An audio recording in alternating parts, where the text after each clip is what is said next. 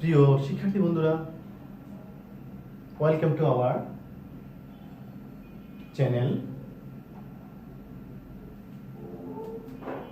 আমরা আজকে দশম শ্রেণীর গণিত বিষয়ে দশম অধ্যায়ের দূরত্ব ও উচ্চতা নামক অধ্যায়টি শুরু করব।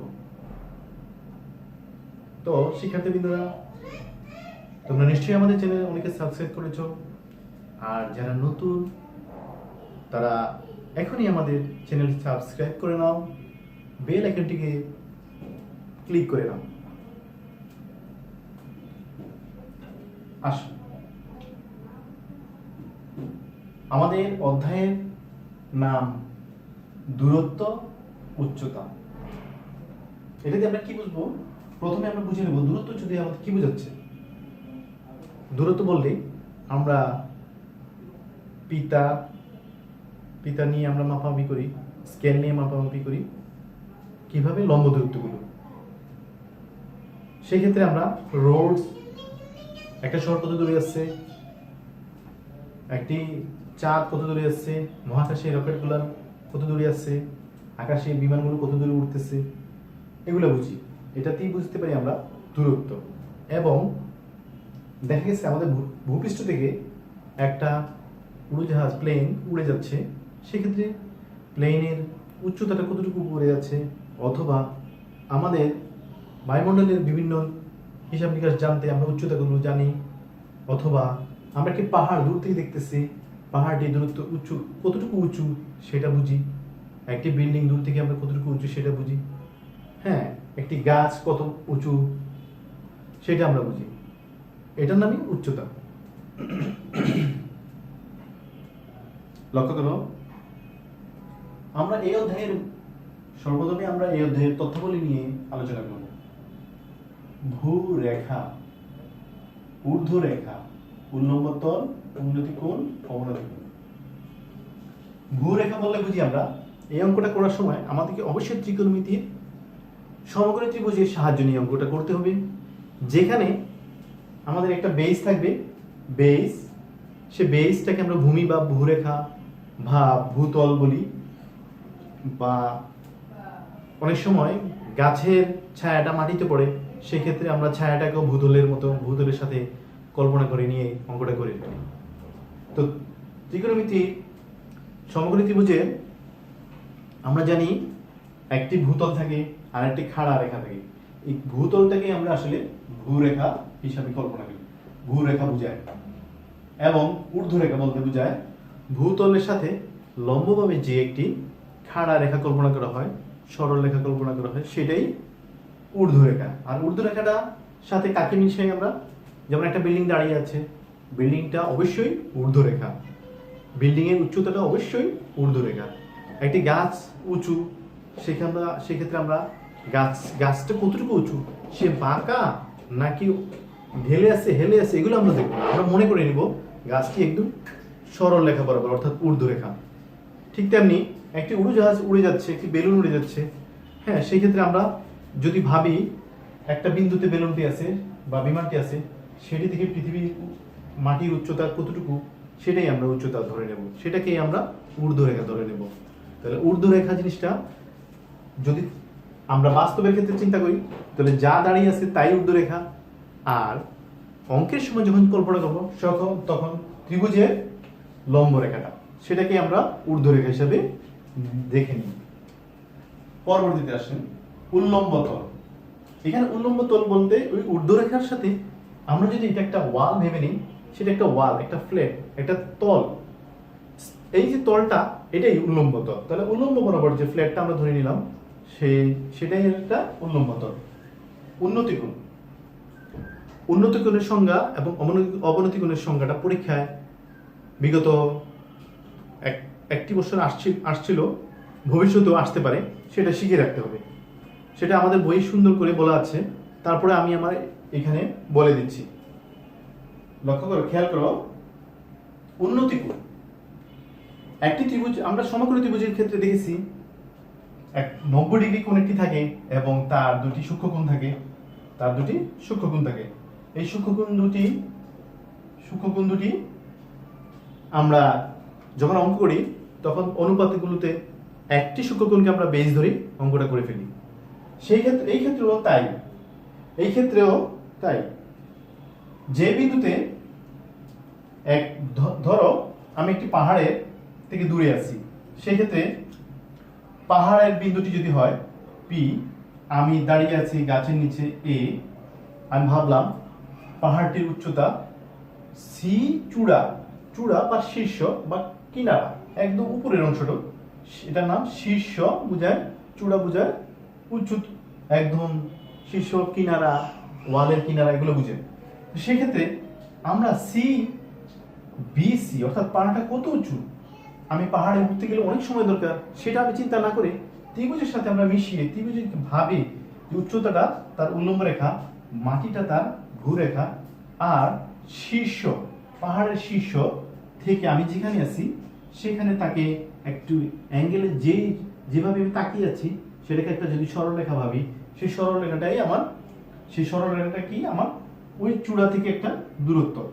এই সরলরেখাটা যখন ভূরেখার সাথে যে কোণ করে সেটাকে আমরা বলি উন্নতি কোণ, সেটাকে আমরা উন্নতি কোণ হিসাবে বুঝিয়ে নিই, সেটাই আমরা বুঝি। অনুরূপ একটা গাছের ক্ষেত্র, গাছের শীর্ষ থেকে তার ধরো মাইল পোস্ট অথবা একজন লোক দাঁড়িয়ে আছে দূরে, তার বরাবর মাটি রেখা অর্থাৎ ভূরেখা এবং শীর্ষ রেখার সাথে যে কল্পনা হয়, কোণ সৃষ্টি হয়, সেটার নামই উন্নতি কোণ। তাহলে আমরা কি বুঝলাম? ভূরেখাতে কোনো বিন্দুতে যে কোনো বস্তুর শীর্ষের সাথে যে কোণ সৃষ্টি হয় সেটির নাম উন্নতি কোণ। তাহলে আমরা বুঝে নিলাম এটি উন্নতি কোণ। পরবর্তীতে দেখো অবনতি কোণ কি। অবনতি কোণ, লক্ষ্য করো একটি উড়োজাহাজ উড়ে যাচ্ছে, সে ভূরেখার একটা সমান্তরালে আছে, তার উচ্চতাটা আমরা বিসি দ্বারা প্রকাশ করেছি, তার মানে বিসিটাই তার উল্লম্ব রেখা আর ভূরেখা এবি। এখন ভূতলের বরাবর বিমানটি প্লেনটি যখন উঠতেছে তখন তার পৃথিবী থেকে সে কত উঁচু আছে সেটাই তার উল্লম্ব রেখা।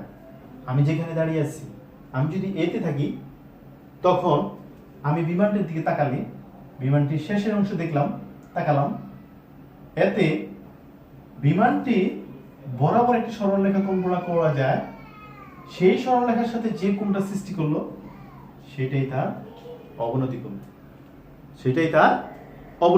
অর্থাৎ আমি বুঝাতে পারলাম উপরের কল্পিত। অনুরূপ আমরা একটা রুমের ক্ষেত্রে দেখা যায়, একটা কক্ষের ক্ষেত্রে দেখা যায় উপরের ছাদটাকে যদি আমরা মাটির ফ্লোরের সাথে সমান্তরাল রেখা ভাবি, আর সমান্তরাল রেখা হিসাবেই ধরে নেই, কারণ এটা বানানো হয় সমান্তরালই। তো সমান্তরাল রেখা দেখা যায়, আমি যদি একটি ওয়ালের ফ্লোরের একদিক থেকে তাকিয়ে অন্যদিকে একদম ছাদের কিনারার দিকে তাকাই, সেই ক্ষেত্রে ওই ছাদ এবং আমার বরাবর যে সরলরেখা হয় সেটাতে একটা অবনতি কোণ সৃষ্টি হয়, অর্থাৎ অবনতি কোণটা উপরের সমান্তরাল রেখার সাথে সৃষ্টি হয়। তার মানে অবনতি কোণ অবশ্যই উপরে থাকবে, উন্নতি কোণ ভূতলের সাথে থাকবে। হ্যাঁ, এখানে আরেকটা বিষয় লক্ষণীয়, আমরা দেখেছি যখনই একটা ত্রিভুজ আঁকি, অবনতি কোণ আঁকি, সেটা ভূতলের সাথে যদি আমরা ত্রিভুজ ভেবে নিই, দেখা যাচ্ছে অবনতি কোণ আর উন্নতি কোণ সমান থাকে, এটা কখনো পরিবর্তন হয় না, একই সমান থাকে। তার মানে আমরা অবনতি কোণ বললে কি বুঝবো? ভূরেখা এর সমান্তরালে উপরস্থ কোনো বিন্দু থেকে ভূতলের কোনো বিন্দুতে যে কোণ সৃষ্টি হয়, ভূতলের সমান্তরাল উপরস্থ কোনো বিন্দু থেকে ভূতলের সমান্তরাল রেখার সাথে উপরস্থ কোনো বিন্দু থেকে ভূতলের বিন্দুতে যে কোণ সৃষ্টি করে সেটার নাম অবনতি কোণ। বুঝাতে পারলাম? শিক্ষার্থীরা, তোমরা উন্নতি কোণ অবনতি কোণটা বুঝে নিয়েছো। এখন তোমাদের কাজ হলো উন্নতি কোণ অবনতি কোণ তোমরা অবশ্যই বই থেকে শিখে নেওয়া, হুবহু সুন্দর করে লিখতে হবে, কারণ এটাতে ভুল হওয়ার সম্ভাবনা থাকে। তোমরা যদি এটা না শিখে নাও, তোমাদের ক প্রশ্ন আসলে এখান থেকে তোমরা 2 মার্ক ছুটে যাবে। সুতরাং এটা সুন্দর করে শিখে নিবা, চিত্রটাও আঁকে নিবা। পরীক্ষাতে অবশ্যই সংজ্ঞার সাথে বা কাকে বলে তার সাথে চিত্র দিতে হবে, না হলে তোমাকে ফুল মার্ক নাও দিতে পারে। পরবর্তীতে আসো, আমরা এখানে উচ্চতার কথাটা আমি আগেই বুঝিয়ে দিচ্ছি। উচ্চতাটা কি জিনিস? উচ্চতা উল্লম্ব রেখাটাই উচ্চতা, আর ভূতলটাই হলো ভূতল, সেটাই হলো ভূমির দূরত্ব অথবা ছায়ার দূরত্ব অথবা মাটির দূরত্ব, এটা বোঝায়। শিক্ষার্থীরা, একটি মিনারের পাদদেশ থেকে কিছু দূরে একটি স্থানে মিনারটির শীর্ষের উন্নতি কোণ 30 ডিগ্রি। মিনারটির উচ্চতা 26 মিটার হলে মিনার থেকে ওই স্থানটির দূরত্ব নির্ণয় করো। লক্ষ্য করো, এটি তোমাদের পাঠ্য বইয়ের একটি অঙ্ক। পাঠ্য বইয়ে দেখো আছে, আমি এখানে এই অঙ্কটা করার জন্য আমরা একটা মিনার দেখব। সেটা কোথায় রাখা আছে? মিনারটি আমরা স্থাপন করি কোথায়? ভূমিতে। ভূমিতে দেখব। তাহলে এখানে আমরা ভূমি পাবো কোথায়? আসলে আমরা মিনার ভূমি কিছুই পাবো না, কিন্তু এটাকে আমরা চিত্রে রূপান্তর করব। চিত্রে আমরা এটাকে চিহ্নিত করে নিয়ে রাখবো। কিভাবে? ধরো এটা একটা ভূমি, ভূরেখা, আর মিনারটি অবশ্যই ভূরেখার সাথে আমরা লম্বভাবে স্থাপন করি। মিনারের শীর্ষ থাকে, সেই শীর্ষটাকে আমরা বলি উপরের বিন্দু। আর মিনারটি যেখানে মাটিতে ভূমিতে স্থাপন করা আছে সেটাকে আমরা বলি পাদদেশ। পাদদেশ, গোড়া, গাছ যদি বলি, খুঁটি যদি বলি তখন বলি গোড়া। আমরা বিল্ডিং, দালান, মিনার তখন বলি আমরা পাদদেশ। আসলে একই জিনিস। পাদদেশ মানে যেখানে ভূমির সাথে সে স্থাপিত, সংযোগ স্থল, শীর্ষ অর্থাৎ একদম উপরের অংশ। হ্যাঁ, এখন আমরা ধরে নিলাম মিনারটি শীর্ষ হলো এ, আর মিনারটির পাদদেশ বা গোড়া হলো বি। ভূমি, ভূরেখা, ভূরেখাটা অনেক বড়, সেটা অনেক বড়। এখন মিনার যেখানে আছে মিনার বি বিন্দুতে অবস্থিত আছে। প্রশ্নে দেখো, মিনারটির শীর্ষের কিছু দূরে, মিনারের পাদদেশ থেকে, এই যে পাদদেশ থেকে, পাদদেশ হলো বি, কিছু দূরে। আমি দূরটা এদিকে ভাবতে পারি, এদিকেও ভাবতে পারি। ভূমির যে কোনো একদিকে, মিনারটির একদিকে ভাবলাম। কিছু দূর ধরে নিলাম সেটা সি, ধরে নিলাম সেটা সি। আর শীর্ষ এ, উন্নতি কোণ। আমরা আগে বলছিলাম ভূরেখার সাথে তির্যক রেখাটাই একটা কোণ সৃষ্টি করে, সেটাই উন্নতি কোণ, সেটাই উন্নতি কোণ। ভূরেখার সাথে তির্যক রেখাটি অর্থাৎ সংযোগ রেখাটি শীর্ষের বরাবর যে সংযোগ রেখা, সেটা একটা কোণ সৃষ্টি করে, সেটার নাম সূক্ষ্ম কোণ। সেটার নাম সূক্ষ্ম কোণ। সেটার পরিমাণ এখানে দেওয়া আছে 30। সেটার পরিমাণ এখানে দেওয়া আছে 30 ডিগ্রি। শিক্ষার্থীরা, একটা বিষয় লক্ষ্য করো, এখানে তুমি 30 ডিগ্রি কোণ আঁকবা, অবশ্যই চিত্রে গ্রহণযোগ্য থাকতে হবে। এই চিত্র 30, 45 আর 60 দিয়ে অঙ্ক থাকে। এই চিত্রে 30, 45, 60। সেক্ষেত্রে তোমাকে লক্ষ্য রাখতে হবে 30 হলে অবশ্যই লম্ব ছোট, ভূমি বড়। এটা আমরা জানি। এই বিষয়টা হলো 30 হলে ভূমি বড়, লম্ব ছোট হতে হবে। এইভাবে চিত্রটা আঁকতে হবে। 45 হলে ভূমি লম্ব সমান সমান হবে, ভূমি লম্ব সমান সমান আঁকতে হবে। 60 ডিগ্রি হলে ভূমি ছোট থাকবে এবং লম্বটা বড় হবে। সেই ক্ষেত্রে ভূমিটা ছোট হবে, লম্বটা বড় হবে। হ্যাঁ, এটা কিভাবে ঘটনাটা ঘটে আমরা একটু দেখে নিই। দেখো, ধরো এটা এই যে এই অবস্থায় আছে, এ বি রেখাটি যদি কল্পনা করে চলমান, তার একটা বিন্দু স্থাপিত, সে ঘড়ির কাঁটার মতো ঘূর্ণায়মান। সেক্ষেত্রে তোমরা দেখো আমরা যদি এই কলমটাকে বা এই এটাকে আমরা যদি চলমান করি সেটা কোথায় গিয়ে দাঁড়ায়? দেখো লম্ব বরাবর থাকলে 0 ডিগ্রি, ধীরে ধীরে 1 ডিগ্রি, 2 ডিগ্রি, 3 ডিগ্রি, 4 ডিগ্রি বাড়তেছে বাড়তেছে বাড়তেছে বাড়তেছে। যত বড় হবে দেখো একটা সময় দেখো সেই ক্ষেত্রে ভূমি বড় হয়ে যাচ্ছে, একটা সময় ভূমি বড় হয়ে যাচ্ছে। অর্থাৎ কি বুঝাতে পারলাম? যখন 45 হবে তখন লম্বার ভূমি সমান হবে, যখন 30 থাকবে তখন অবশ্যই ভূমি অনেক বড় হবে, ছোট কোণ লম্ব ছোট হবে। আর যখন 60 ডিগ্রি হবে, দেখো 60 ডিগ্রি এখানে থাকলে অবশ্যই ভূমি ছোট লম্ব বড়। যখন আমরা চিত্রটা অঙ্কন করব আমাদের এই জিনিসটা অবশ্যই লক্ষ্য করে চিত্রটা আঁকতে হবে। আর এই জিনিসটা আরো একটা জিনিস, এটা আমাদের বহু নির্বাচনের ক্ষেত্রে এটা আসে, বিগত সালগুলোতে অনেক পরীক্ষায় আসছে। আমরা এটা অবশ্যই লক্ষ্য রাখবো, এই তথ্যগুলো অবশ্যই লক্ষ্য রাখবো। তো শিক্ষার্থীরা যাই হোক, তথ্যগুলো আমরা জেনে নিলাম, চিত্রটা কিভাবে আঁকতে হবে সেটা আমরা বুঝে নিলাম।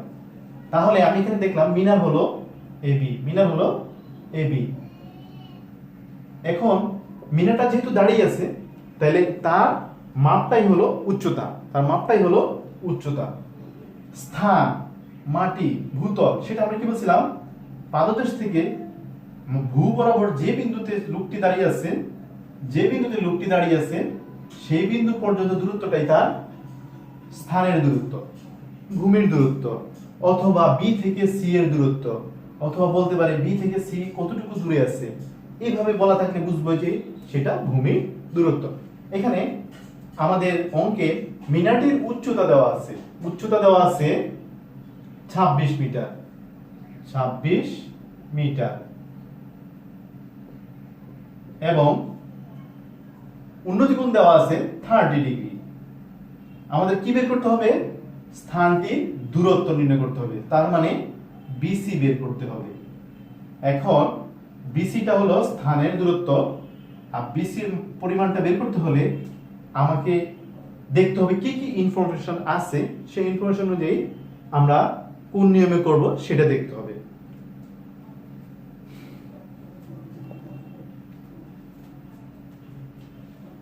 তো শিক্ষার্থী বন্ধুরা দেখো এখানে লেখা আছে আমাদের দুইটি নিয়ম।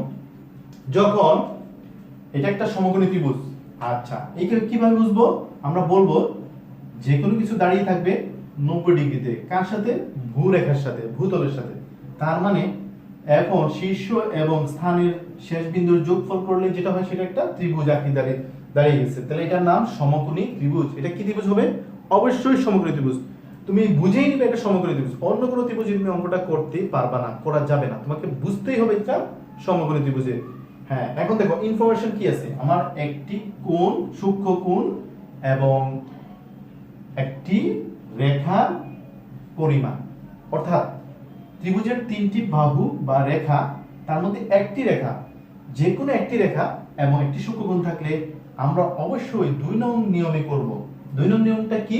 দেখো ত্রিকোণমিতিক অনুপাত sin cos tan, অর্থাৎ আমরা আগে লিখে রাখছি একটি বাহুর মান এবং একটি সূক্ষ্মকোণ জানা থাকলে অবশ্যই sin অথবা cos অথবা tan যেটা উপযুক্ত সেটা দিয়ে আমরা অঙ্কটা করে নেব। তো শিক্ষার্থীরা দেখো আরেকটা নিয়ম এখানে সাথে বলে রাখি, যখনই দেখা যাবে সমকোণী ত্রিভুজের 2টি বাহুর মান থাকবে, 2টি রেখার মান থাকবে, অন্য রেখা বের করতে হলে আমাকে পিথাগোরাসের সূত্র অর্থাৎ 1 নম্বর নিয়মটি ব্যবহার করতে হবে। এখানে যখন আমাদের আছে একটি কোণ একটি বাহু, তাহলে আমরা 1 নম্বর নিয়ম এখানে ইউজ করব না, 2 নম্বর নিয়মটি ইউজ করব। আর যখনই আমাদের আরো অঙ্ক আছে যেগুলো আমরা পরবর্তীতে করব দেখব, সেখানে আমাদের 1 নং সূত্রগুলো ব্যবহার হবে, 1 নং সূত্রটিও ব্যবহার হবে, 2 নং সূত্রটিও ব্যবহার হবে। হ্যাঁ, তাহলে আমরা এখানে 2 নং সূত্রটি ব্যবহার করব। আমাদের চিত্র আঁকা শেষ, চিত্রের সাথে আমরা বর্ণনাটা কিভাবে লিখব? সমাধান, সেই ক্ষেত্রে আমরা বর্ণনাটা লিখতে হবে। আমাদের পরীক্ষাগুলোতে সাধারণত বর্ণনার জন্য, চিত্র এবং বর্ণনার জন্য ক মার্ক অর্থাৎ 2 মার্ক দেওয়া থাকে, কতে 2 মার্ক দেওয়া থাকে, সেটা আমাদের ভালো করে বুঝে নিতে হবে। এই চিত্রটা আমরা আসছি উদ্দীপক থেকে। এখানে এবি কে আমরা ধরে নিচ্ছি মিনার, এই কথাটাই আমরা লিখবো এবি মিনার। তাহলে আমরা কথাটা কি লিখবো? মিনারটির উচ্চতা, মিনার ধরি মিনারটির উচ্চতা। চিহ্নিতকরণ এবি, পরিমাণ 26 মিটার।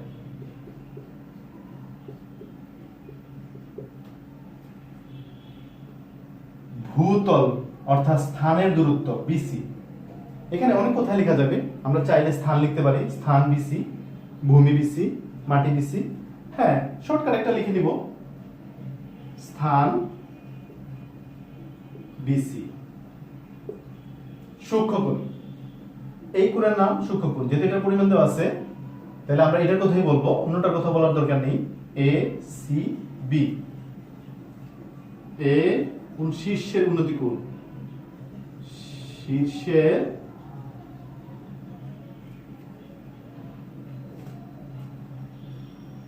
মিনারের শীর্ষের উন্নতি কোণ।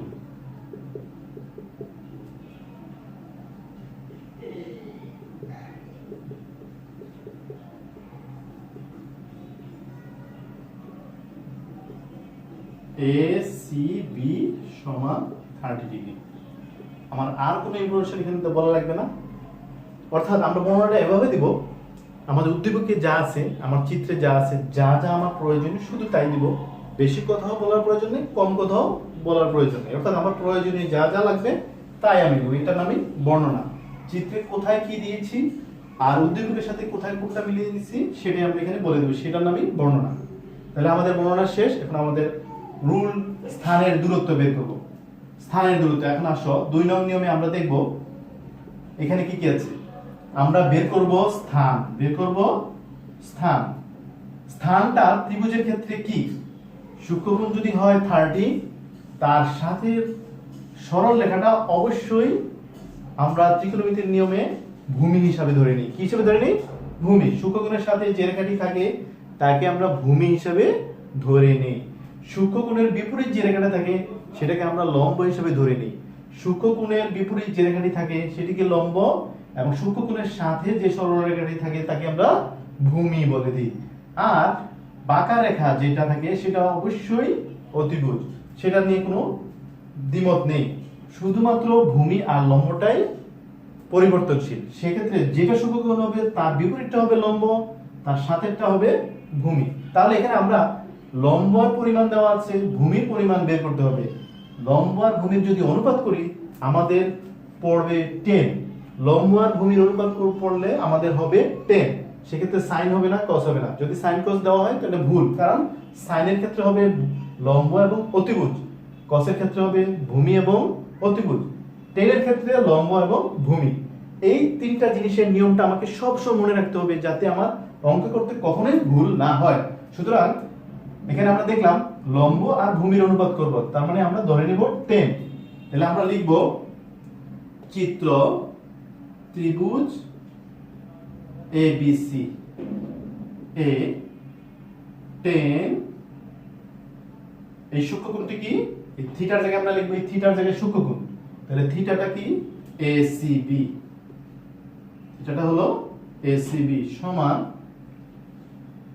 লম্ব বাই ভূমি। আমরা বাংলা লিখবো না, সরাসরি লম্ব কোণটা ভূমি কোণটা সেটা বসিয়ে দেব।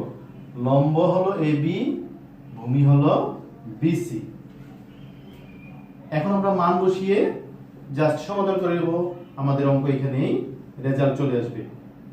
30 ডিগ্রি AB মান হলো 26, BC আমরা জানি না। তাহলে আমরা বলতে পারি 1030 মান, এগুলো আমাদের মনে রাখতে হবে। 1030, 1060 অর্থাৎ ত্রিকোণমিতি অনুপাতে 30, 45, 60, 90, 0 এগুলোর পরিমাণ আমাদের মনে রাখতেই হবে। 1030 মান হলো 1/√3 সমান 26/BC। তাহলে আমরা আড়াআড়ি গুণ করে ফেলি। আড়াআড়ি গুণ করলে আসে BC একটা BC 26√3। এখানে আড়াআড়ি গুণ করাটা আমরা জানি, এই গুণটা সরাসরি করবা 26√3। হ্যাঁ সব সময় লক্ষ্য রাখতে হবে যার মান বের করব যেটা অজানা সেটা যেন বাম পাশে থাকে, ওই গুণফলটা বাম পাশে লিখব, গুণফল যে কোনো পাশে লেখা যায়, গুণফলটা যেন বাম পাশে থাকে। তাহলে BC একে BC 26√3, তাহলে আমাদের রেজাল্ট কত আসে আমরা এবার দেখে নেব।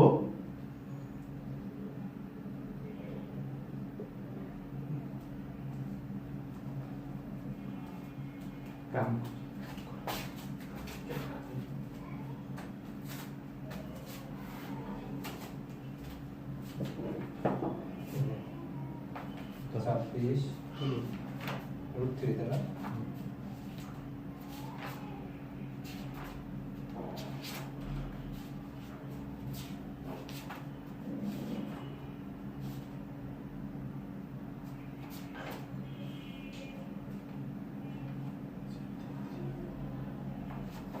আচ্ছা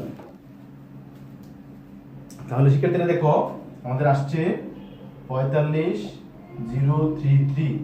এখানে তোমরা অবশ্যই সায়েন্টিফিক ক্যালকুলেটর ইউজ করবা, কিন্তু সায়েন্টিফিক SD 999 এটা ইউজ করা যাবে না, 991 এটা ইউজ করা যাবে না। নরমাল সায়েন্টিফিকটা ইউজ করতে হবে, যেটা পরীক্ষায় তোমরা এলাও হয় সেটা ইউজ করবা। এত আরো আছে, আরো পয়েন্ট থাকবে, কিন্তু সেগুলো আমরা নিব না, আমরা 2 ঘর বা 3 ঘর নিব, নিয়ে আমরা প্রায় দিয়ে দেব, প্রায় এত মিটার। তাহলে আমাদের উত্তর শেষ লিখতে পারি, অতএব স্থানটির দূরত্ব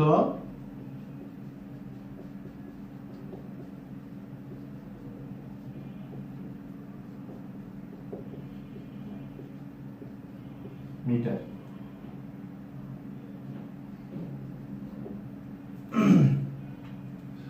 যাই হোক শিক্ষার্থীরা, আমরা একটি অঙ্ক করলাম, নিয়মগুলো বুঝলাম। পরবর্তীতে এই চ্যাপ্টারের আরো কয়েকটি অঙ্ক নিয়ে পরবর্তী ক্লাসে আসব ইনশাল্লাহ। আমাদের চ্যানেলটি অবশ্যই তোমরা সাবস্ক্রাইব করবা এবং বেল আইকনে ক্লিক করবা। ওকে শিক্ষার্থীরা, আল্লাহ হাফেজ।